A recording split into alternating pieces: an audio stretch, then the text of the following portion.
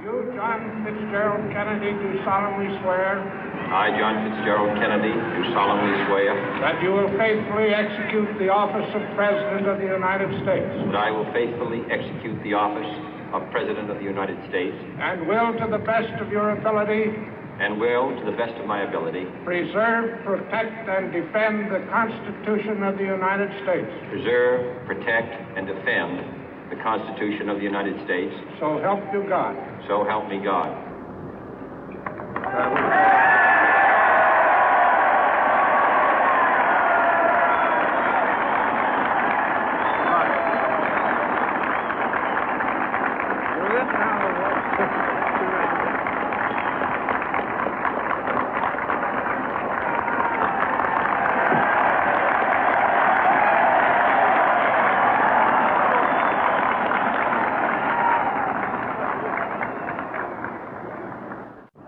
Vice President Johnson, Mr. Speaker, Mr. Chief Justice, President Eisenhower, Vice President Nixon, President Truman, Reverend clergy, fellow citizens.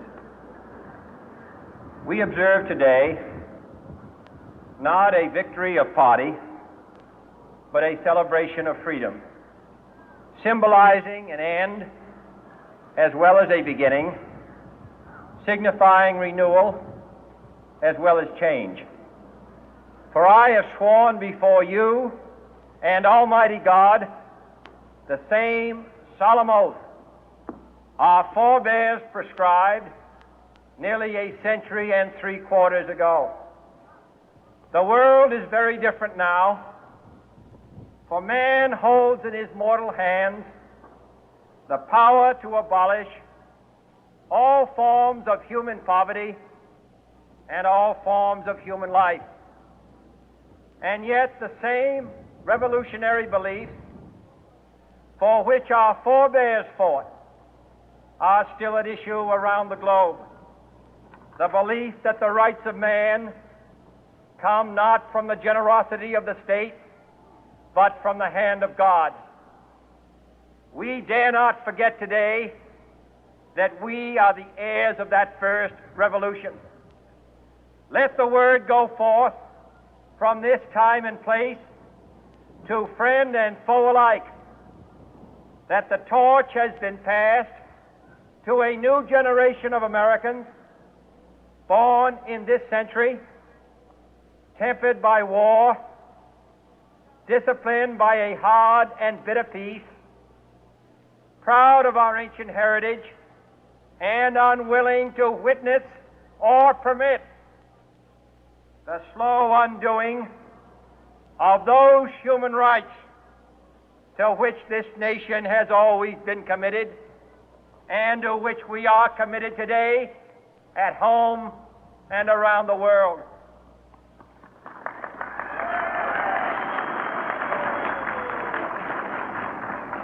Let every nation know, whether it wishes us well or ill, that we shall pay any price, bear any burden, meet any hardship, support any friend, oppose any foe to assure the survival and the success of liberty.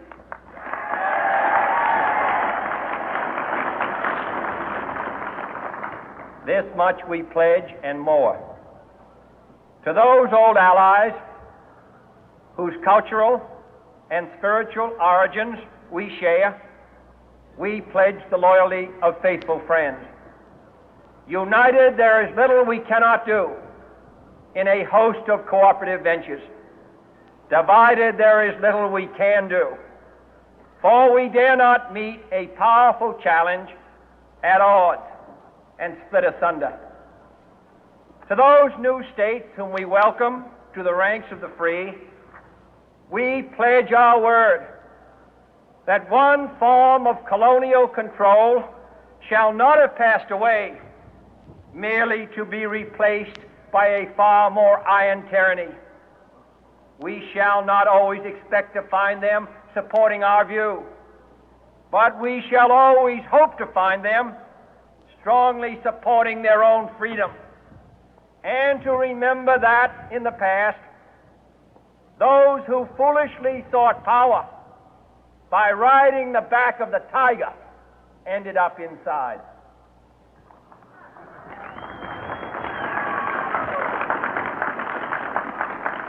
To those people in the huts and villages of half the globe struggling to break the bonds of mass misery, we pledge our best efforts to help them help themselves for whatever period is required, not because the communists may be doing it, not because we seek their votes, but because it is right. If a free society cannot help the many who are poor, it cannot save the few who are rich.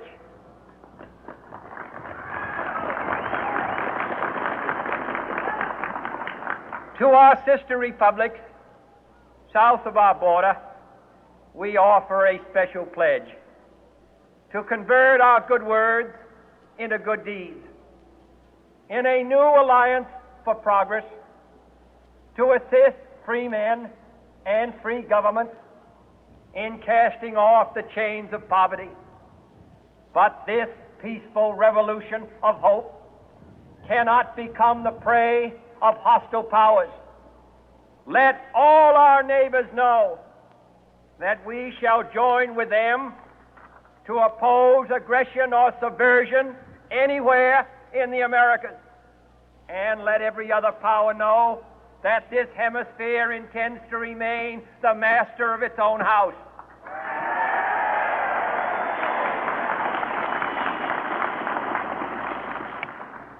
To that World Assembly of Sovereign States, the United Nations, our last best hope, in an age where the instruments of war have far outpaced the instruments of peace, we renew our pledge of support to prevent it from becoming merely a forum for invective, to strengthen its shield of the new and the weak, and to enlarge the area in which its writ may run.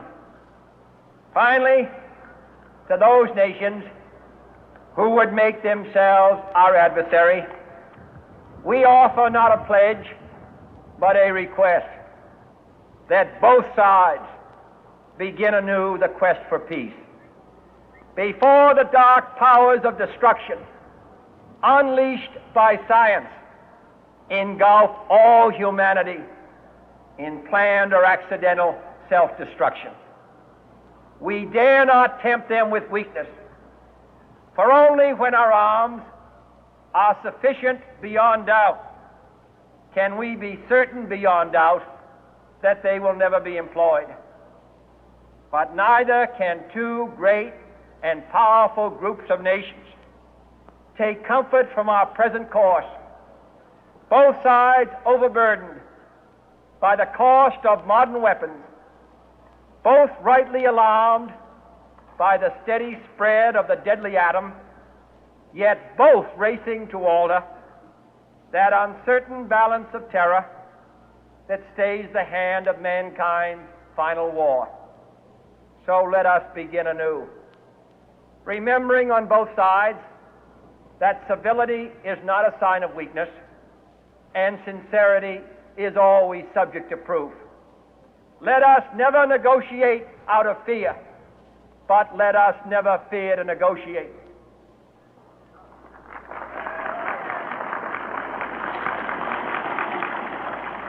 Let both sides explore what problems unite us, instead of belaboring those problems which divide us.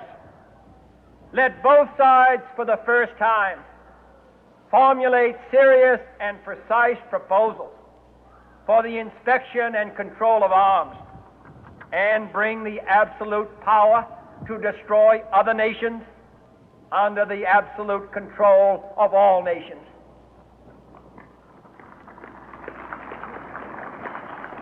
Let both sides seek to invoke the wonders of science instead of its terrors. Together, let us explore the stars, conquer the deserts, eradicate disease, tap the ocean depth, and encourage the arts and commerce. Let both sides unite to heed in all corners of the earth the command of Isaiah to undo the heavy burden and let the oppressed go free. And if a beachhead of cooperation may push back the jungle of suspicion, let both sides join in creating a new endeavor, not a new balance of power, but a new world of law, where the strong are just and the weak secure and the peace preserved. All this will not be finished in the first 100 days, nor will it be finished in the first 1,000 days, nor in the life of this administration, nor even perhaps in our lifetime on this planet. But let us begin.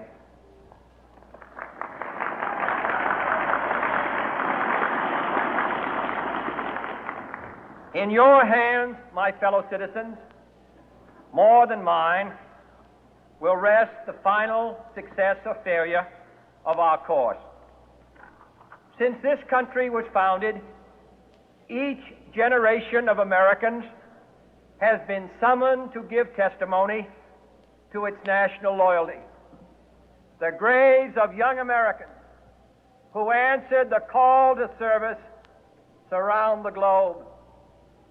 Now the trumpet summons us again, not as a call to bear arms, though arms we need, not as a call to battle, though in battle we are, but a call to bear the burden of a long twilight struggle, year in and year out, rejoicing in hope, patient in tribulation, a struggle against the common enemies of man, tyranny, poverty, disease, and war itself. Can we forge against these enemies a grand and global alliance, north and south, east and west, that can assure a more fruitful life for all mankind? Will you join in that historic effort?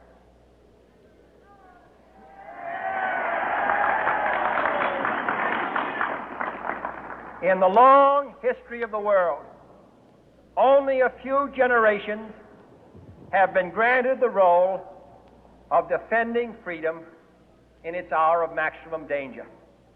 I do not shrink from this responsibility. I welcome it.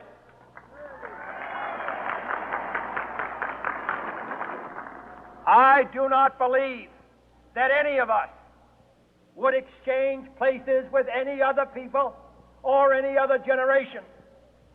The energy, the faith, the devotion which we bring to this endeavor will light our country and all who serve it. And the glow from that fire can truly light the world. And so, my fellow Americans, ask not what your country can do for you, ask what you can do for your country.